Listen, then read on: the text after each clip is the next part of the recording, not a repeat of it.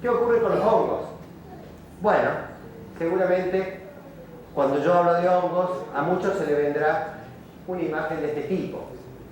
Este es peligroso, como dice el doctor Amity, es una maleta muscaria que es tóxica, pero estábamos hablando, y yo dije al principio, que la microflora era microscópica. Entonces, ¿qué hacemos? Esto lo vemos a simple vista. Bueno, evidentemente acá necesitamos algunas aclaraciones. Cuando uno va a un bosque a recolectar hongos comestibles, es decir, y llega y ve esto, dice, acá no hay hongos. Sin embargo, cuando va en esta situación, dice, el bosque está lleno de hongos.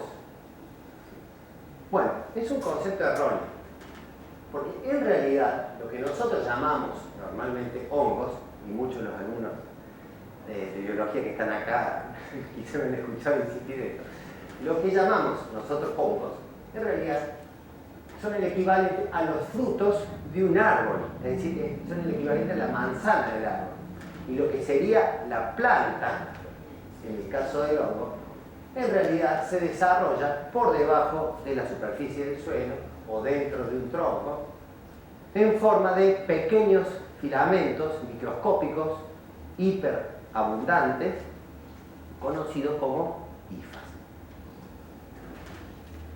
Entonces, cuando nosotros vamos al bosque y decimos no hay hongos, en realidad no es que no hay hongos, es que no hay fruto en los hongos, pero de hongos está lleno, ¿sí? Y es justamente por lo cual decimos que los hongos son microscópicos. Es decir, más allá que nosotros no veamos los cuerpos de fructificación y los frutos, los hongos están ahí haciendo su actividad biológica. Para que se den una idea, volvemos a nuestra porción de grano de arena, y aquí tenemos como referencia una hifa promedio de 5 micras de grosor, para que se den una idea de justamente el tamaño que tiene en relación a la bacteria, glóbulos rojos y a un bacteria. Muchas veces, sobre todo en bosques húmedos, por ahí removemos la hojarasca y aparecen unas matas blancas. Esos son justamente hifas de hongos, pero en realidad constituyen manojos de hifas. Si nosotros los vemos así a simple vista, quiere decir que cada uno de esos manojos tienen miles y miles de hifas. Pero normalmente las hifas no están de ese modo, sino que están distribuidas individualmente debajo de la superficie del suelo y en otros sustratos como los troncos. Volviendo a nuestro gramo de suelo, este poquito de tierra que tengo yo acá, en un gramo de suelo puede haber hasta 200 metros de hifa. Yo agarré, hice una estimación porque ya había venido previamente a este salón y estimé más o menos cuánto medía esto y traté de armar una historia de hacer 200 metros de hifa. Digamos, esto es más o menos lo que tiene un gramo de suelo. Obviamente esto es mucho más finito y pero para que se den una idea de la abundancia de estos organismos. Tal es así que en el año 94, en un prestigioso diario norteamericano, el New York Times, salió una noticia basada en un artículo científico donde publicaban que habían encontrado el organismo más grande y más viejo del mundo, y que era un hongo. ¿Cómo es eso? Bueno, acá está el artículo publicado en la revista Nature. Acá tenemos el fruto, el cuerpo de fructificación, donde seguramente tendrá un tamaño de este tipo. Sin embargo, las hifas, el cuerpo vegetativo de ese hongo, mediante estudios que se hicieron, se determinó que ocupaba una superficie de 15 hectáreas. Es decir, en un campo que tenía 15 hectáreas, estudiaron más de 15 hectáreas, pero para este individuo estimaron que ocupaba 15 hectáreas, fueron tomando distintas muestras de suelo, le hicieron análisis genético y pudieron determinar que todas las hifas encontradas en distintos lugares dentro de esas 15 hectáreas correspondían al mismo individuo. ¿Sí? A partir de eso también pudieron estimar que ese individuo, ese organismo, pesaba aproximadamente 9.700 kilogramos y a partir de la tasa de crecimiento de esas hifas, es decir, cuánto tarda en ir creciendo una hifa a lo largo del tiempo, pudieron estimar que para que llegue a cubrir esa superficie tenía que tener unos 1500 años.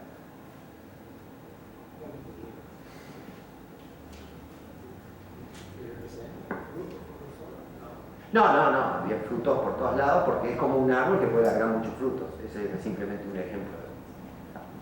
Pero los hongos, o las hifas de los hongos, no están exclusivamente en la matriz del suelo o en el suelo, sino están en otras partes del suelo que son las raíces de las plantas. Y también pueden ser muy diversos. Para que se den una idea, también recurro a un estudio publicado en el año 2002 en la revista Science, donde estudiaron la composición de hongos en las raíces de este pasto. Y se encontraron que las raíces de una sola especie de pasto, en un solo lugar, podía tener dentro 49 especies de hongos, de las cuales solo 7 eran previamente conocidas. ¿Sí? Las otras no habían sido estudiadas nunca, no habían sido descritas, eran desconocidas completamente para el hombre. Más cerca, en el tiempo y en el espacio, un becario de nuestro laboratorio, Gabriel Grilli, recientemente ha publicado un artículo donde se estudió la composición de hongos en esta especie herbácea, se llama Euphorbia acerensis, es una especie muy común en nuestros jardines, en nuestros baldíos, donde encontró que tiene 59 especies de hongos, de un tipo de hongos en sus raíces, 10 de ellos previamente desconocidos. Por lo tanto, y hasta aquí, para cerrar esta primera parte, podríamos decir, o al menos he tratado de transmitir, que la biota del suelo es muy abundante y diversa, o al menos más de lo que normalmente percibimos. Ahora pasamos a la segunda parte, donde vamos a ver un poco el efecto de los hongos sobre las comunidades de plantas. Para ello, me voy a enfocar en un grupo particular de hongos, que son los hongos micorrízicos, que como dijo el doctor Amici muy bien, son unos hongos que se asocian íntimamente con las raíces de las plantas. Pero es así, ¿eh? No es mentira. Básicamente, estos hongos colonizan las raíces de las plantas, en este caso tenemos un plantín de pino acá, y luego se desarrollan sobre la matriz del suelo, en el volumen del suelo. Viven en una asociación íntima que llamamos mutualista, porque se brindan beneficios mutuos con las plantas, donde el hongo toma nutrientes del suelo, fundamentalmente nitrógeno y fósforo, se lo transmite a la planta, mientras que la planta, a partir de la fotosíntesis, toma carbono, ¿cierto? Y ese alimento, que es el carbono, que es alimento de la planta, lo usa en parte para crecer y en parte para suministrarle a su socio, que está debajo de la superficie del suelo, que le está brindando acceso a nutrientes. Los hongos micorrízicos, fíjense lo importante que son, que están distribuidos o están presentes en el 90% de las especies terrestres. Es decir, nosotros salimos ahí a la vereda, tenemos un fresno, si sacamos las raíces va a estar lleno de hongos micorrízicos. Vamos a la Plaza de la Intendencia, que es puro cemento, pero tiene un poquito de tierra con algunos árboles. La mayoría de esas especies tienen hongos micorrízicos.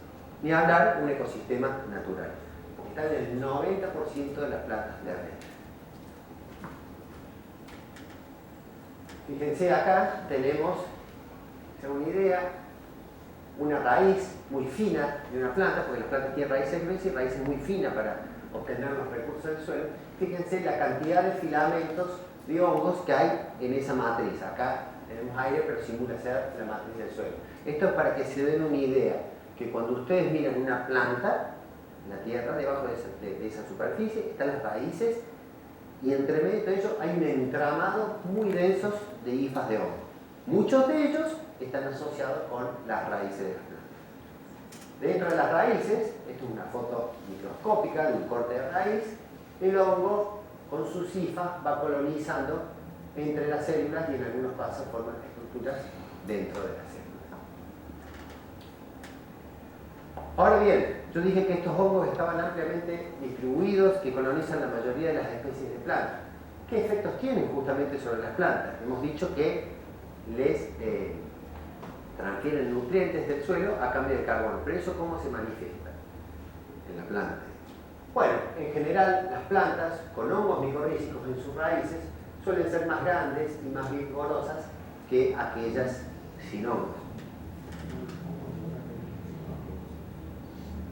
No, ¿cómo lograr? Es muy interesante la pregunta del doctor. ¿Cómo se logra tenerla sin hongos? En general, las plantas están con hongos. Nosotros le sacamos los hongos para ver cuál es el efecto que están teniendo los hongos. ¿Sí? Se le puede sacar fungicida, o ya vamos a ver más adelante que hay ciertos factores que afectan la biodiversidad que pueden bajar la densidad y la diversidad de esos hongos.